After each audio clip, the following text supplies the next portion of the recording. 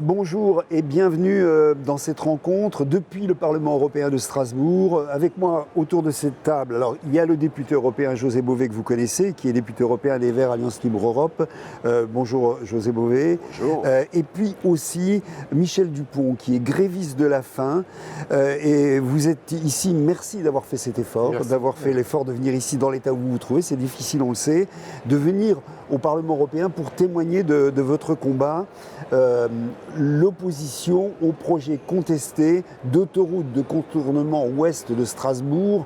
En abrégé, c'est le GCO, pour ceux qui ne sont pas strasbourgeois, qui ne sont pas alsaciens. Vous entamez donc avec 10 autres, au départ, grévistes de la faim, votre 23e journée de grève, pour obtenir un moratoire sur ce projet de grand contournement ouest de Strasbourg. D'abord, j'ai envie de vous demander tout simplement comment vous allez, dans quel état vous êtes et comment sont les autres grévistes de la faim aujourd'hui? Écoutez, on est quand même maintenant tous très fatigués. On doit faire attention à notre rythme de vie sur place, à l'église Saint-Michel de Bischheim. Et on doit aussi collectivement, parce qu'on est dans un espace ouvert, travailler à se respecter les uns les autres et à avoir nos moments en commun et nos moments individuels dans la mesure du possible. En sachant qu'on a des rituels, entre guillemets, nos journées commencent toujours par ce qu'on appelle une météo intérieure, où chacun dit bien sûr ce qu'il a envie de dire, mais ça régule, on sait, on se confie. Et ensuite, alors ça pourrait paraître un peu bizarre, mais on a mis en place des séances de réveil corporel avec ensuite des éléments issus du yoga qui nous permettent de commencer notre journée en ayant reconstitué des forces et des énergies. Voilà comment ça se passe. Et ensuite, les premières semaines, on est beaucoup sortis pour aller place Kléber tous les midis où on a un stand. Depuis le début de la grève, on est accompagné par les militants du collectif. Encore une fois, pour ceux qui nous écoutent d'autres régions de France. Au centre de Strasbourg, à quelques 2 ou 3 kilomètres du centre. Mais dès la deuxième semaine, la fatigue commençait à se sentir. On y est allé moins fréquemment. Et par contre, on y est allé très régulièrement, tous les vendredis, parce qu'on a appelé les citoyens à faire un jeûne collectif qui pouvait être sauter uniquement le repas de midi ou essayer de jeûner toute la journée. Et maintenant, on est aux alentours de 500 journées de jeûne total sur une journée qui sont un soutien. Et c'est un moment où on peut montrer où on en est, discuter, avoir des prises de parole. Et puis dans la deuxième semaine, on est rentré beaucoup plus vite, on n'est pas resté jusqu'à assez tard dans l'après-midi. Et depuis cette semaine, on n'y va que ponctuellement pour se préserver. On a des moments où au début, on recevait de 12h à 14h et de 17h à 19h30. Cette fois-ci, on a arrêté les visites du midi, même si c'est gênant parce que des gens pouvaient venir à ce moment-là. Mais les gens viennent le soir de 17h à 19h30. Et après, on a des moments de convivialité parce qu'en lien avec les pasteurs, on a des soirées tout à fait intéressantes avec des conférences où là, on a 50 à 100 personnes qui peuvent être là, et qui, les sujets nous aident et sont proches des sujets du combat qu'on est en train de mener. Ce que vous nous décrivez là, c'est le vrai soutien dont vous bénéficiez. Oui, tout à fait. Alors, il y a eu beaucoup de fortes mobilisations autour du GCO, de l'opposition au GCO. Il y a eu des grandes manifestations à Strasbourg. Il y en a eu sur place aussi sur le secteur notamment de Kolbsheim, avec à chaque fois des milliers de personnes qui sont venues. Oui. J'allais dire, comment vous en êtes arrivé à prendre cette décision grave, à prendre ce risque-là, j'allais dire, de faire la grève de la faim? On est arrivé à prendre ce risque-là, pour être clair, on avait pensé déjà peut-être le faire l'année passée, mais on n'avait pas réuni les conditions du nombre de personnes accompagnantes qui avaient déjà une expérience, et on n'était pas à un point aussi crucial, aussi difficile. Les choses se sont accélérées, notamment dans cette prise de décision, notamment dans la façon dont les autorités ont agi tout au cours de l'année dans le non-respect de 7 décisions défavorables, dont celle des 2 des enquêtes publiques, les 2 enquêtes publiques qui ont été faites, et surtout après, la façon dont le préfet et ses services ont essayé d'utiliser les critiques qui étaient faites dans les enquêtes publiques pour construire un arrêté préfectoral d'autorisation qui pourrait donner l'impression qu'ils ont tenu compte d'un certain nombre d'éléments cruciaux et pour pouvoir ensuite passer en force et aller le plus vite possible. C'est ce qui s'est passé. Donc ça a été à ce moment-là vraiment le déclencheur, le vrai déclencheur où plusieurs, à travers nos réunions très régulières de notre comité de pilotage du collectif, à un moment on s'est dit il faut poser les choses avec un acte fort, un acte non violent, un acte bien sûr qui joue sur les personnes, mais c'était le moment de le faire parce qu'il y avait un emballement et qu'on savait très bien que dans une espèce de complicité un petit peu bizarre entre Vinci et le pouvoir, les choses, et on avait des informations comme quoi ils voulaient que ça accélère et que ça prenne un côté irréversible. On va vous laisser souffler une petite seconde parce qu'on sait que ça vous coûte de nous parler comme vous le faites là. José Bové, vous avez été aussi gréviste de la faim, vous avez connu cette situation. Même question, dans quelles conditions on en arrive là et avec quel objectif finalement? Je dirais que quand on démarre ou qu'on rentre dans cette stratégie de la grève de la faim, c'est parce qu'il arrive un moment où les choix deviennent très limités. Où on entame une grève de la faim et on décide de prendre sur soi, physiquement, psychiquement, le combat, en disant on n'a plus d'autres alternatives. Et là, on se tourne directement à ceux qu'on a en face en leur disant maintenant, c'est nous directement, physiquement, en tant que personne. Ce n'est pas une idée là qui se bat. Ce sont des personnes, des femmes et des hommes qui agissent. Il arrive un moment, quand on a fait ce pas, c'est là qu'on décide. C'est quelque chose qui ne se décide jamais seul. C'est toujours quelque chose de collectif, qui évidemment se fait au grand public, qui se fait de manière très transparente, parce que là, ils sont suivis par des médecins, donc ça de manière tout à fait claire. Il y a 5-6 médecins qui les suivent, donc tous les jours ou tous les 2 jours, ce sont les différentes analyses qui sont faites pour vérifier que leur état de santé... Qui rendent public leur rapport d'ailleurs. Ils rendent public leur rapport. Là, ça va être encore fait beaucoup plus régulièrement, parce que ils en arrivent maintenant à 23 jours. On sait que 23 jours, c'est déjà un nombre de jours très conséquent. Plus on se rapproche du 30e jour, à partir duquel les choses peuvent effectivement devenir dangereuses, là, il faut faire attention. Mais moi, j'ai envie de dire, eux, ils assument leurs responsabilités en ce moment-ci. En face, toujours pas de réponse. Pas de réponse du préfet, pas de réponse du ministre, M. de Rugy. Et on a l'impression que le gouvernement est aux abonnés absents. À un moment d'ailleurs, qui est quand même singulier, puisque la question écologique devient centrale. D'ailleurs, un de vos concurrents, Le Monde, donc concurrent de l'UMA, titre ce soir, au moment où on est en train de parler, sa une, c'est Macron a peur des écologistes pour les élections européennes. Alors il ne dit pas lesquels, mais il dit effectivement ça va se jouer là-dessus aussi. Oui, si ça se joue là-dessus, là, moi j'ai envie de lui dire, écoute, vous avez une chance peut-être là aussi d'entendre ce qui se passe. Parce que plutôt que d'écouter les gilets jaunes, qui certainement ne voteront de toute façon pas pour vous, vous avez décidé, vous avez dit que vous étiez en faveur de la lutte contre le réchauffement climatique, d'alternatives. Là, on est sur un cas concret. Qu'est-ce que vous faites? Et là, je crois que c'est important parce qu'on est à la fois sur une question européenne, puisque c'est le grand contournement, donc ça concerne tous les transports du nord de l'Europe. On va redire un petit mot et en même temps, la circulation de la métropole. Oui, donc là, il y a un cas concret. Et c'est pour ça que la demande qui est faite de leur part pour arrêter la grève de la faim, c'est de demander un moratoire pour se mettre autour de la table. Ils ne demandent pas là, par cette grève de la faim du projet et l'annulation du projet. Ça serait une qu'on arrête et qu'on conséquence. en discute. On s'arrête, on discute Ouais. et on voit. Jamais les alternatives n'ont été prises en compte. Donc je crois qu'il arrive un moment, là, la balle est de gérer dans le camp du gouvernement. Comment se fait-il, comment se fait-il que le gouvernement persiste dans un projet? On a vu que sur Notre-Dame-des-Landes, il était capable de faire marche arrière. Pourquoi ici, sur un dossier qui a l'air moins important finalement, en quantité, en énormité, j'allais dire, pourquoi est-ce qu'il ne fait pas marche arrière ou il ne rediscute pas ce projet, selon vous?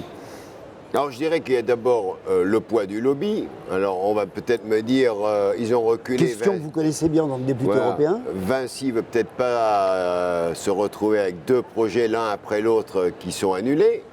Quelle est l'attitude des élus ici? On a bien vu qu'à un moment ça a été très ambigu au niveau de la métropole. Le maire de Strasbourg qui était contre, ensuite a reviré pour, ce qui est assez singulier, alors qu'on a 7 dispositifs qui disent ce projet est aberrant et ne devrait pas avoir lieu. Donc c'est assez étonnant. En même temps, il y a une méconnaissance au niveau du pouvoir central total sur ce dossier. Ils ont reçu tous les documents. Un certain nombre, dont Michel Dupont, ont rencontré le ministre avant la grève de la faim, il y a donc maintenant un mois et demi de cela, à Paris, avec les associations, les gens des collectifs, les élus locaux, 200 maires sont contre ce projet. Donc, il y a des élus, oui, c'est ça. Il y a 200 maires locaux il y a des qui sont habitants et contre. des élus. Et oui, donc c'est quand même pas rien. Il y a une députée de La République En Marche aussi. Bon, donc il y a du monde. Eh bien, il y a une méconnaissance. Ils ne se rendent pas compte à quel point ce dossier a été vicié dès le départ. Et il n'y a aucune étude, Et ce dossier, il a 40 ans. C'est un peu comme Notre-Dame-des-Landes. On a un vieux dossier machin. du siècle précédent. Oui. Du siècle précédent, pas du tout les mêmes problématiques. Sur les flux de voitures, sur les questions atmosphériques, sur la question de la biodiversité, il n'y a aucune connaissance du dossier. Seul ce que dit le préfet et seul ce que dit l'agglo, en fait, ça, c'est parole d'évangile. Ça paraît très curieux. Donc, à un moment, il faut leur dire, écoutez les gars, remettez les choses à plat, parce que là, vous êtes en train de vous embarquer dans une procédure aberrante. Et je dirais qu'aujourd'hui, c'est de votre responsabilité que cette grève de la faim s'arrête. Ce ne sont pas des extrémistes, puisqu'ils demandent juste qu'on s'arrête pour discuter. S'ils disaient, on fait la grève de la faim jusqu'à ce que le projet soit abandonné, on pourrait dire, les gars, vous exagérez. Là, on a des gens qui, depuis déjà 23 jours, ont arrêté de se nourrir pour demander qu'on discute. Donc là, il y a un moment, s'ils refusent de le faire, on peut se poser vraiment la question sur la sincérité de leur positionnement en matière écologique, mais aussi en termes de respect de la démocratie. D'autant, rappelons-le, je me retourne vers vous, Michel Dupont, rappelons-le, les avis disent que par rapport aux problèmes que serait censé résoudre ce GCO, de circulation, en gros, supprimer les embouteillages autour de la ville de Strasbourg, on sait que les avis d'experts disent le contraire. Oui, tout à fait. Ça ne changera rien. Tout à fait. Faut le répéter parce que c'est pas forcément évident dans la tête de tout le monde. Bien sûr. Bon, en commençant par l'autorité environnementale, l'Agence française pour la biodiversité, le Conseil national de protection de la nature à plusieurs moments. Là, c'est ceux qui ont été consultés. Et ensuite, il y a eu l'enquête publique avec une très très forte étude de notre part des dossiers, des rencontres avec les commissaires enquêteurs, un travail vraiment d'analyse, et on a fait des propositions. Et sur cette deuxième, parce qu'il y avait eu la première enquête publique en 2008, où là, on s'était passé, mais au Conseil d'État, le commissaire du gouvernement à cette époque avait donné un avis défavorable, il n'a pas été suivi par la formation des juges. Mais cette fois-ci, on est dans une situation où on est quand même beaucoup plus embêtés, parce qu'ils sont quand même beaucoup plus embêtés. Parce que c'est sur les deux, il y a quelque chose d'un peu spécial. C'est le nœud routier au nord, parce que c'est la société Sanef qui arrive avec l'A4. Ils l'ont modifié. Et puis ensuite, il y a toute la partie des 24 km qui descend jusqu'au sud.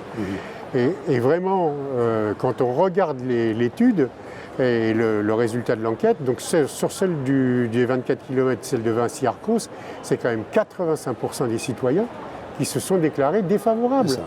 et qui ont été suivis avec des éléments, parce qu'on a eu l'accès à toutes les contributions des citoyens qui ont participé.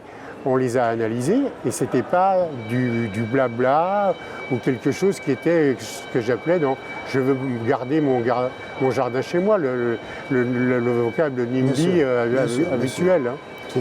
Donc là, il y a un vrai problème. Et la méconnaissance du dossier au niveau national, je suis absolument d'accord avec José Bové. Malheureusement, et quand on était déjà dans le bureau d'Elisabeth Borne, mais elle n'était pas là, parce qu'on a eu des rencontres il y a 2 ans, avec son directeur de cabinet, M. Papinutti, et puis des gens des services des infrastructures du ministère.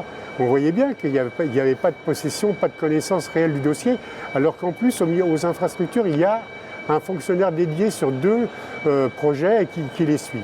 Mais il n'y avait rien qui remontait pour construire et structurer les décisions politiques. Et la même chose chez Nicolas Hulot, qui semblait découvrir le dossier et qui à un moment ne laissait pas M. Papinutti dire « mais on va refaire une enquête, ceci, cela ». Il disait « non, là, il faut prendre une décision ». Simplement, ce qui est arrivé, c'est que cette décision, il n'a pas eu le temps de le prendre pour X raisons qui sont les siennes et qui ont fait qu'il a posé sa démission.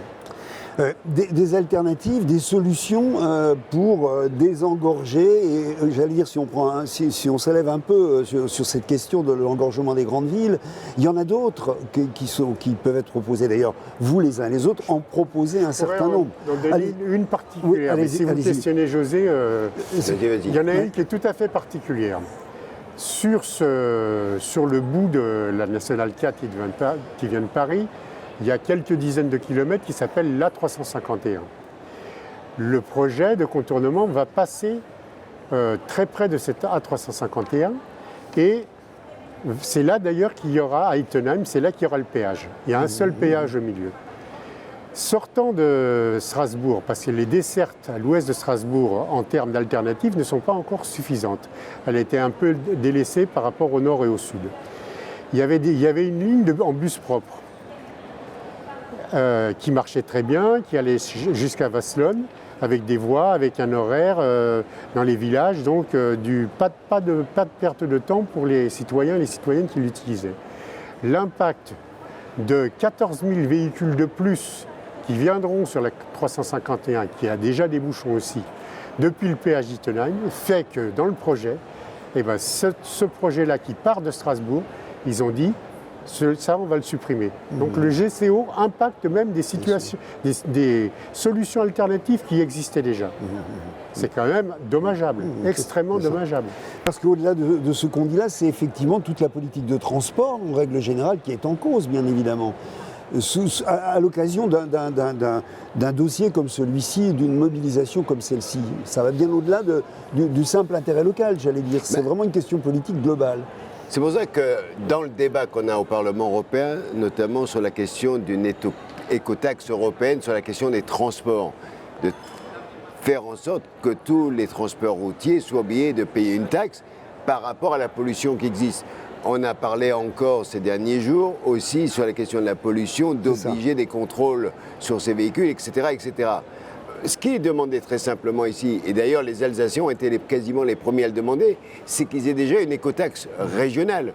C'est-à-dire que quand il y a eu tout ce grand débat sur les portiques, c'est l'écotaxe au niveau français, ça a été la bronca avec ce qu'on a connu, les bonnets rouges, qui est un mouvement quand même poujadiste, et de l'agroalimentaire breton qui a manœuvré les gens et qui les a mis dans la rue de manière complètement invraisemblable. Recul du gouvernement invraisemblable aussi, des coûts financiers invraisemblables. Alors que si aujourd'hui on avait effectivement très clairement un contrôle sur les camions et avec des taxes payées, on se rendrait compte qu'aujourd'hui ce n'est plus la solution. Donc premier élément, c'est écotaxe, on bloque. Deuxième solution, c'est le ferroutage. Je viens de voir que le président de la République, lui encore, vient de se féliciter parce qu'il y avait un deuxième tronçon qui partait du nord et pour mettre en place le ferroutage. Le problème, c'est qu'on reste à un niveau très faible et que les investissements nécessaires ne sont pas là, aussi bien en termes de routes que de type de wagons, que de plateformes pour passer des camions, etc. Aujourd'hui, on peut le faire. Si on est capable de faire ça, on enlève ce problème-là. Ça nous amène au dernier problème important aussi, c'est la question des gens qui rentrent dans Strasbourg. Parce qu'effectivement, on nous fait une confusion en nous disant ça va désengorger Strasbourg. Ça ne va rien désengorger parce qu'aujourd'hui, on voit bien, si on regarde la carte de l'agglomération strasbourgeoise au sens large, qu'on a des gens qui habitent de plus en plus loin et qui veulent venir sur Strasbourg. Et donc, plus on met d'infrastructures de ce type-là, plus on voit que de toute façon les gens ils arrivent et que ça fait des bouchons à l'entrée. Surtout que ce n'est pas en contournant Strasbourg qu'on règle l'entrée dans Strasbourg.